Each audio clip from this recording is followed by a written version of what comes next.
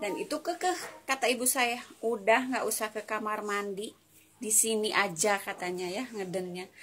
Tapi saya kekeh, mak ini bukan ngelahirin, ini saya mau pup, nggak usah katanya, pupnya di sini aja. Beda ya, kontraksi yang mau keluar baby sama mau pup itu beda. Kalau yang mau keluar bayi itu si kontraksinya di itu ya, maaf, di daerah mau keluarnya bayi ya. Kalau mau pup ya pasti di daerah yang mau keluar pup gitu, beda ya. Karena saya belum berpengalaman, pup lah saya di situ dan saya nggak tahu. Lagi tidur kontraksi, bangunlah saya. Dan saya bilang sama si dukun beranak itu, Bi, udah keluar bayinya. Kata si dukun beranak itu, kamu tuh belum ngeluarin baby, katanya kamu itu pup. Tuh kan kata saya juga, kan saya punya perasaan mana yang mau pup dan yang mau ngelahirin baby itu beda gitu kan ya. Ini pengalaman nih buat kalian ya, beda banget. Nah, sudah jam 3 lebih, itu kontraksinya makin hebat, campur aduk.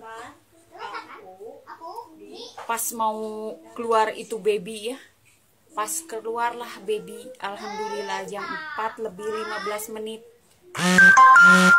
Babynya jenis kelaminnya perempuan, berat badannya 4 kilo 2 ons, panjangnya 49 cm. Dan itu benar kata ibu bidan ya, kalau bayinya besar, kalau menurut ukuran berat badan saya mungkin ya terlalu besar, 4 kilo 2 ons. Dan itu lahirnya di rumah dan dukun beranak tanpa dampingan ibu bidan ya, karena saya punya rasa takut itu. Alhamdulillah selamat sehat. Dan benar, kita itu harus mengikuti apa yang dianjurkan bidan, itu betul.